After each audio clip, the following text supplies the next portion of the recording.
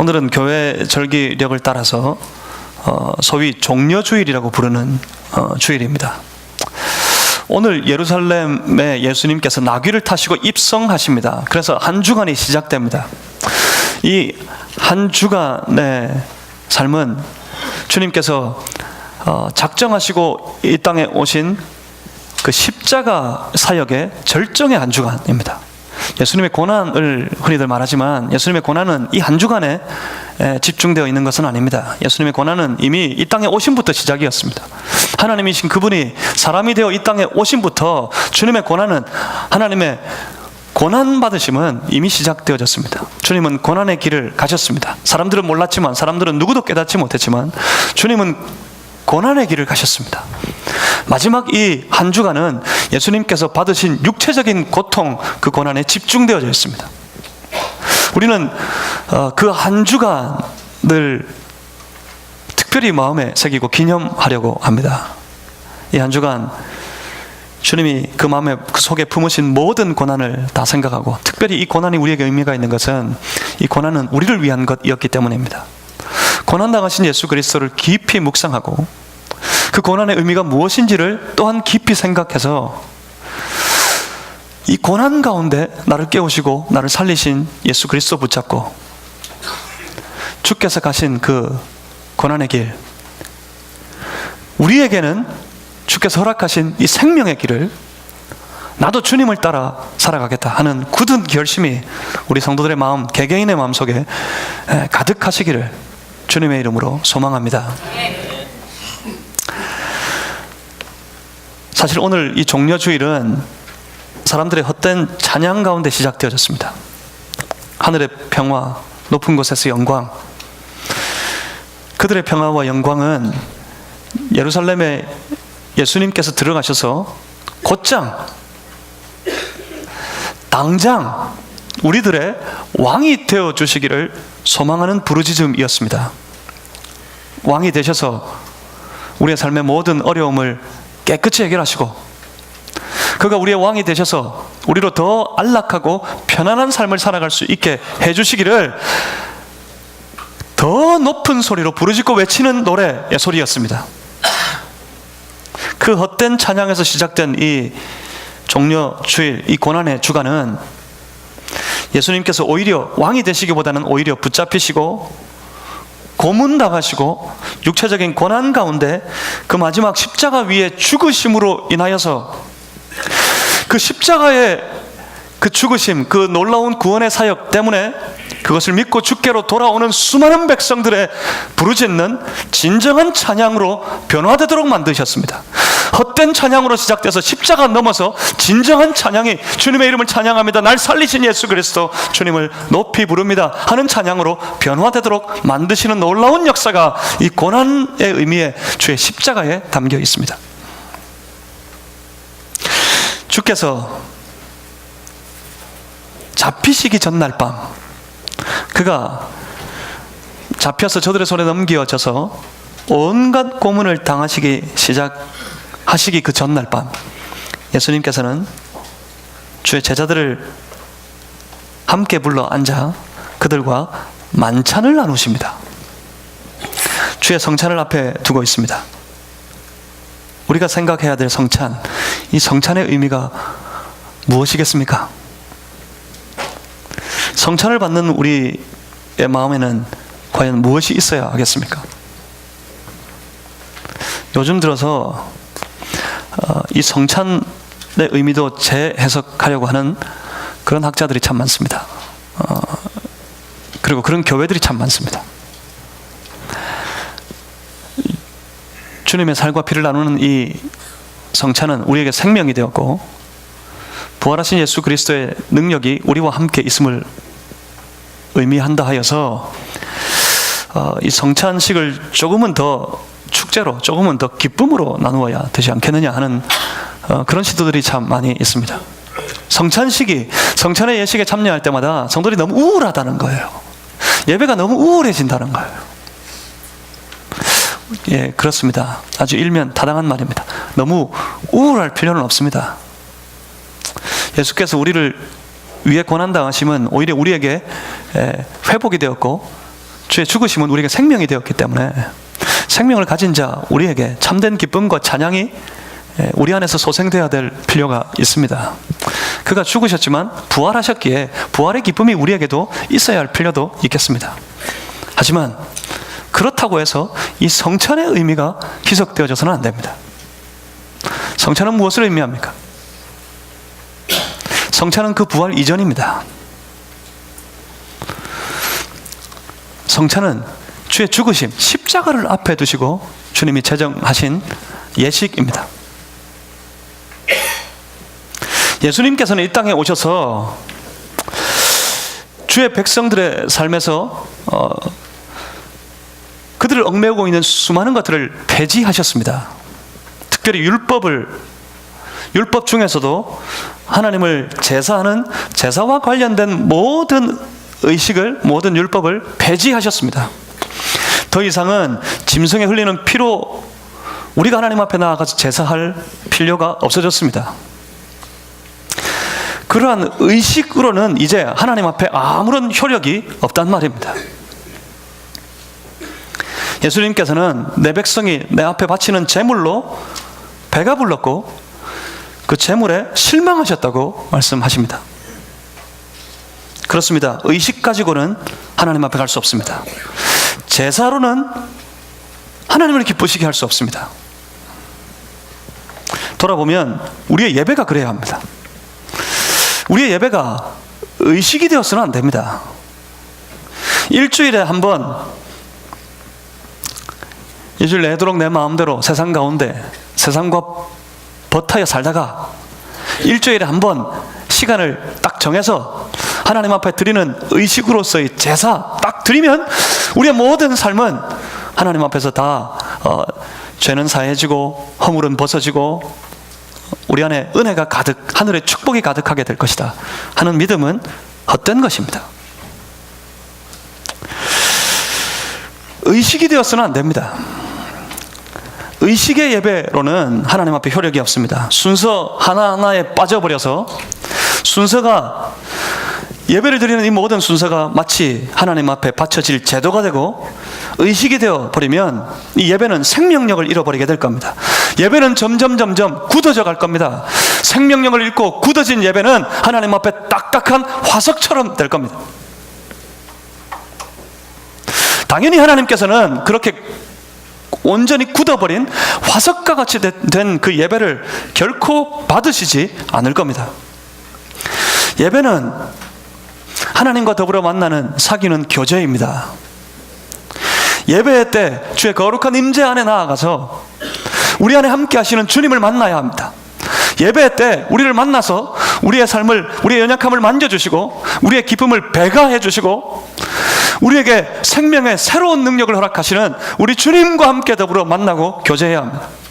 주님께서 주시는 주의 말씀에 우리의 삶을 내어드리고 그 말씀대로 살아갈 새로운 소망과 능력을 주로부터 공급받아야 합니다. 한 주간 사는 모든 삶의 은혜 가운데 하나님 앞에 나와 진정의 감사를 올려드릴 수 있어야 됩니다. 그 예배를 주께서 받으실 때 우리의 예배가 진정한 예배, 살아있는 예배가 될 것입니다. 그렇습니다. 예배는, 예배로 나아가는 주의 백성들 한 사람 한 사람, 우리 개인이 그 예배 중에 임하시는 우리 하나님을 직접 만나는 은혜의 시간이어야 합니다. 예배를 의식으로 만들어 버리지 않으시기를 주님의 이름으로 소망합니다. 주께서는 하나님의 백성들의 삶의 모든 의식을 전부 폐지하셨습니다. 그런데 우리 예수께서 그의 구원의 사역 중에 유일하게 제정하신 한 가지 의식이 있습니다. 그것이 바로 성찬식입니다. 그렇다면 그 성찬식의 의미가 뭘까요? 그 성찬에 참여하며 우리는 과연 무엇을 생각하고 이 성찬을 통해서 우리는 무엇을 깨닫고 성찬을 받고 이후에 우리는 어떻게 살면 좋겠습니까? 그래서 우리는 고난을 잡히셔서 고난의 육체적인 고통의 길을 가시기 전날 밤 이제 그 십자가 고통의 길을 앞에 두시고서, 그것을 목전에 두시고서 제자들과 함께 나누는 이 땅에서의 마지막 만찬의 때를 우리 함께 보려고 합니다. 그 시작은 이렇습니다. 본문 14절입니다. 본문 14절은 때가 이름에 이렇게 말씀하심으로 시작하고 있습니다. 여기서 말씀하시는 이 때는 아주 중요합니다. 이 때는 신약 구약 성경을 통틀어서 가장 의미 있는 때이고 가장 중요한 때입니다. 마치 창세기 1장 1절에 천지와 만물을 하나님께서 태초에 창조하셨던 그 장면과도 더불어서 어쩌면 그것보다 더 크고 그것보다 더 중요한 때가 바로 이때일 것입니다. 그때는 유대의 명절인 유월절을 의미하지 않습니다. 이스라엘의 최대 명절인 유월절을 앞에 두고 온 백성들은 기쁨에 사로잡혀 있습니다. 모두 흥분되어 있습니다. 그런데 그때 예수님께서는 그의 마음에 오직 한 가지, 자기 백성들을 그들의 죄에서 구원하기 위해서 가시는 그 길, 십자가의 길만이 그 마음속에 가득 채워져 있었습니다. 예수님의 생각 속에는 오직 십자가만 있었습니다. 이제 드디어 그 때가 다가왔습니다. 주의 십자가의 때는 주님께로는 오히려 고통의 길, 고난의 때였습니다.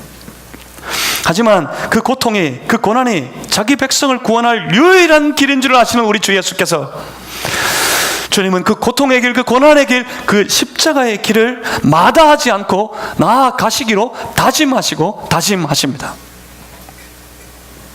그가 어찌나 고통스러우셨던지, 그럼 마지막으로 기도하실 때 이 만찬을 마치고 겟세마네 동산에 올라가 그가 기도하실 때 하늘의 아버지 하나님을 향해 부르짖기를, 할 수만 있으면 이 잔을 내게서 물리쳐 주십시오. 그렇게 그 쏟아지는 땀이 피가 되도록 그는 기도하셨습니다. 처절한 고통 가운데 할 수만 있으면 이 잔을 내게서 물리쳐 주십시오. 그의 마음에 고통이 있으셨단 말입니다. 하지만 그는 가십니다. 기도하실 때 이어서 기도하시기를, 그러나 내 뜻대로 마시고 아버지의 뜻대로 되기를 원합니다. 그 십자가의 길을 가시겠다 다짐하시는 예수님이셨습니다.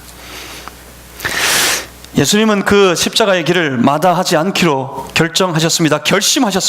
결단하셨습니다. 이제 그 처절한 고통의 시간, 하지만 자기 백성들, 우리들에게는 구원에 이르도록 하는 그 시간, 바로 그때가 다가오고 있었습니다. 바로 십자가의 때입니다. 그래서 성경은 이렇게 말씀하십니다. 때가 이르매. 그때가 이르렀음을 아시는 주께서 그때가 이르매 하시는 일이 무엇이셨습니까?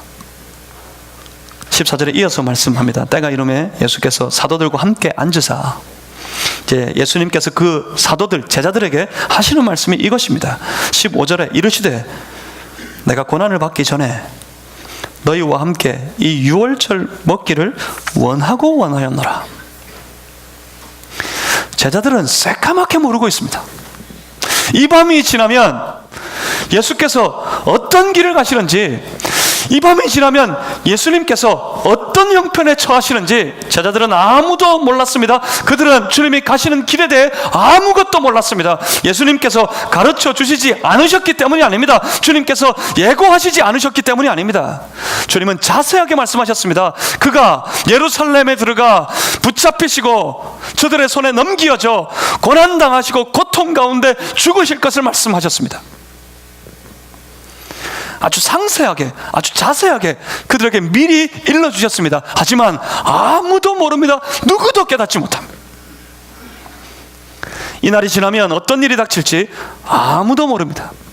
그런 제자들을 생각하시면서 주님께서 말씀하십니다. 이 유월절 먹기를 원하였노라.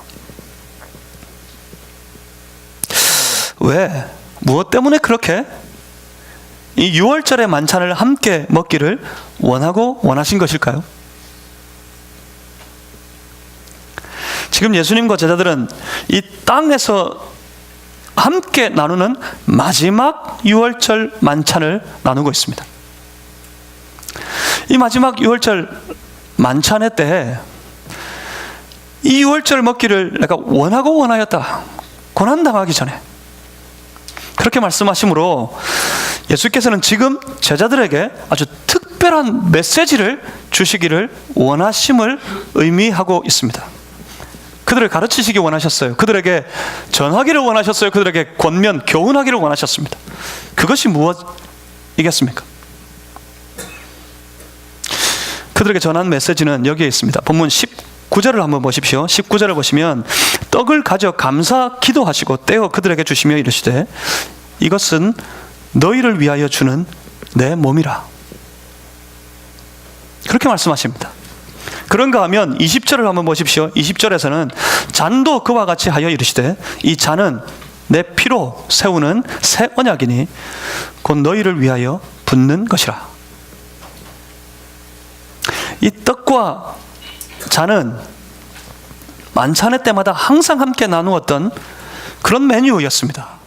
그러니까 마지막 유월절 만찬, 최초의 성찬식에 차려졌던 그 메뉴는 전혀 특별할 것이 없는 것이었다는 말입니다. 항상 먹는 거였어요. 항상 나누는 거였어요. 그러니까 메뉴가 특별하지 않습니다. 우리가 나누는 떡과 이 포도주가 특별한 것이 아닙니다. 특별한 것은 이 떡과 그 포도주가 담긴 잔을 함께 나누면서 제자들에게 주셨던 주님의 메시지, 주의 말씀이 특별한 것이었습니다. 그 말씀이 무엇입니까? 그 말씀은 이 떡은 너희를 위해 주는 내 몸이다 이셨습니다.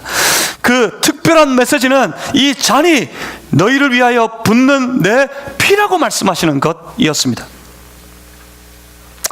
이제 이날이 지나면 주님은 주께서 사랑하셔서 이 땅에 오신 이유였던 자기 백성들, 그렇게 사랑하시는 자기 백성들, 그 사랑하는 자기 백성들의 손에 붙잡혀서 그는 팔리시게 될 겁니다. 그 이유는 그들의 죄 때문이었습니다. 그 이유는 저와 여러분의 죄 때문이 있었습니다. 그 죄 때문에 그는 원수의 손에 넘겨지고 그는 온갖 갖은 고문을 당하시며 그 살갗이 창에 찔려 채찍에 맞으심으로 찢어지고 깨트려졌습니다. 살까지 찍혀나가는 고통, 그는 그 고통을 겪으셔야 하셨습니다. 저와 여러분의 죄 때문에.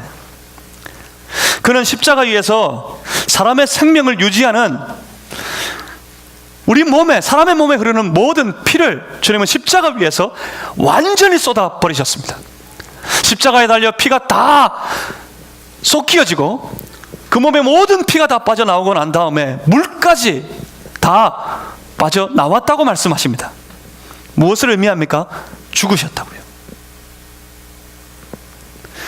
그는 십자가 위에 달려 죽으셨습니다. 몸은 찢겨지고 그 피는 쏟겨졌습니다.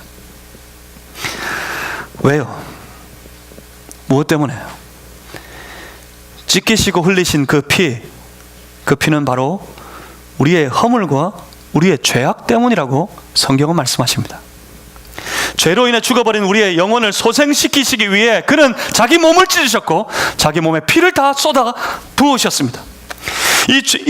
이제 그 죄로 인해 사망 가운데 빠져있는 주의 백성들의 영혼이 예수 그리스도께서 흘리신 그 보혈의 피에 담겨버리면 그 사망의 권세에서 해방되고 사망의 짓눌림에서 온전히 해방되어지고 다시 그 영혼이 새롭게 소생하는 역사를 경험할 수 있습니다. 십자가의 피에 담기면, 흘리신 그 보혈의 피에 담기면 우리의 모든 얽매고 있는 것들에서 주의 백성들은 해방받을 수 있습니다. 주의 그 피에 담기면 우리의 삶을 붙들고 있는 모든 절망에서 주의 백성들은 해방될 수 있습니다. 그 피에 담기면 사망의 원세에 붙들려 살아가던 모든 삶의 저주에서 해방되어져서 생명의 삶으로 거듭나는 하나님의 거룩한 자녀로 회복될 수 있습니다. 그 피에 담겨 여러분의 절망과 여러분의 고통과 여러분의 아픔이 다 해결되고 해방되는 역사가 있기를 주님의 이름으로 축복합니다. 이것이 십자가의 능력입니다. 이것이 주의 흘리신 보혈의 능력입니다. 주님은 지금 그 십자가를 생각하시면서 그 제자들에게 떡을 찢어 나누어 주시며 이것은 너희를 위하는 내 몸이다. 그들에게 잔을 나누어 주시면서 이것은 내 피로 세우는 새 언약이니 너희를 위하여 붓는 것이다. 그렇게 말씀하십니다. 그들은 뿔뿔이 도망칩니다.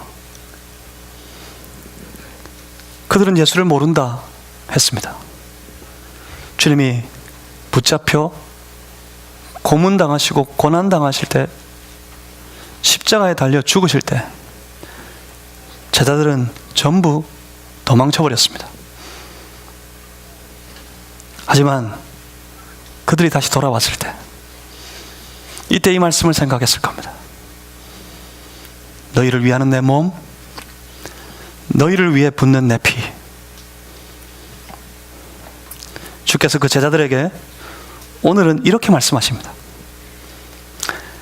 19절 하반절을 한번 보십시오. 성찬의 의미는 이것이었습니다.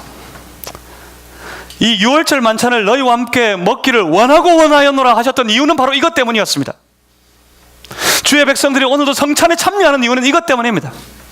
성찬의 이 예식이 의식이 되어서는 안 됩니다. 성찬의 이 예식 가운데 나누는 그 떡이, 나누어 마시는 그 포도주가 특별한 효험이 있는 것도 아닙니다. 어떤 사람들은 예수님의 살이라 그럽니다. 어떤 사람들은 예수님의 피라 그럽니다. 그렇게 변한다고 합니다. 거짓말이에요. 그렇게 변했습니까? 여전히 떡이고 여전히 포도주에 불과합니다. 이것을 먹고 마심이 우리에게 의미가 있는 것이 아닙니다. 의미가 있는 것은 이 말씀 때문입니다. 주께서 이 떡과 이 잔을 먹고 마시라 하시면서 하시는 말씀이 이것이었습니다. 19절 하반절에 너희가 이를 행하여 나를 기념하라. 그렇습니다. 주님이 원하시는 성찬식은 주께서 지신 십자가를 기억하는 것이었습니다. 성찬은 부활을 생각하는 것이 아닙니다. 성찬은 주를 십자가에 매달아 버린 우리의 죄를 생각하는 것입니다. 내 죄 때문에 그가 고통당하셨고, 내 죄 때문에 십자가에 살이 찢겨지고 피를 다 쏟으시면서 그가 죽으시면서까지 십자가 위에 달리셨다. 그가 십자가에 달리심으로 내 모든 죄는 함께 십자가에 못 박혔고, 그가 십자가에 죽으심으로 나는 그와 함께 내 모든 죄와 더불어 그곳에서 죽었고, 주가 십자가에 달리심을 내가 믿음으로 내 모든 죄에서 해방되어지고 나는 거듭난 하나님의 백성으로 살아갈 수 있다. 그것을 기억하고 그것을 생각하는 것이 성찬의 의미입니다. 주의 성찬은 내 죄를 대신 지신 예수 그리스도를 깊이 생각하는 것입니다. 주의 성찬은 나를 살리시기 위해 달려 죽으신 주의 십자가를 깊이 생각하는 것입니다. 주께서 기념하라 말씀하셨습니다. 기념하는 것은 기념일 만드는 거 아니에요. 이 고난주일이, 이 고난주간이 이 시대를 살아가는 성도들에게 기념이 되어버리지 않았으면 좋겠습니다. 다가오는 부활절 기념일이 되지 말았으면 좋겠습니다. 전부 구경하고 있어요. 주의 십자가 기념일로 정하고 구경하고 있고, 주의 부활하신 빈 무덤을 기념일로 정하고 구경하고 있습니다. 삶에는 어떤 의미도 없고, 삶에는 어떤 생각도 없고, 그 삶의 생명력도 다 잃어버렸고, 신앙의 진정한 의미도 다 쏟아부어버렸고, 의미 없이 그저 지키는 기념일이 되어버리지는 않았습니까? 기념하라는 말씀은 기념일을 정하라 하시는 말씀이 아닙니다. 기념하라 하시는 말씀은 주께서 가신 이 길, 주께서 우리를 위해 가신 그 길, 그가 죽으신 길이었지만 죽으시는 길이었지만 우리를 살리신 그 길, 그 십자가의 길을 주의 믿는 모든 백성들은, 주를 따르는 주의 자녀들은 기억하라 하시는 말씀입니다. 여러분 기억하십니까? 예수님을 기억하십니까? 여러분의 삶에 예수님이 있으십니까? 이렇게 성찬식을 행할 때마다 주의 십자가를 기억해야 합니다. 뿐만 아니라 매일의 삶 속에서 진정한 성찬이 우리 안에 이루어져야 합니다. 매일매일 나를 위해 십자가의 길을 가신 예수 그리스도를 깊이 생각하고 주가 주신 이 생명의 길을 우리 모두가 날마다 우리의 삶 속에서 깊이 묵상하고, 이제 나도 주께서 지라하신 내 몫에 태인 그 십자가 가지고 주님이 허락하신 이 생명의 길, 주님 붙잡고 나아가는 이 신앙의 길을 주님의 영광을 위해 나 살아가겠다고 결심하는 놀라운 결심이 우리 안에 있어야 할 것입니다. 그 결심 가지고 이 성찬을 받고, 그 결심 가지고 주의 십자가 붙잡고, 주의 결심 가지고 하나님 나라를 힘있게 살아가는 우리 늘사랑 가족들이 다 되시기를 주님의 이름으로 소망합니다. 기도하겠습니다.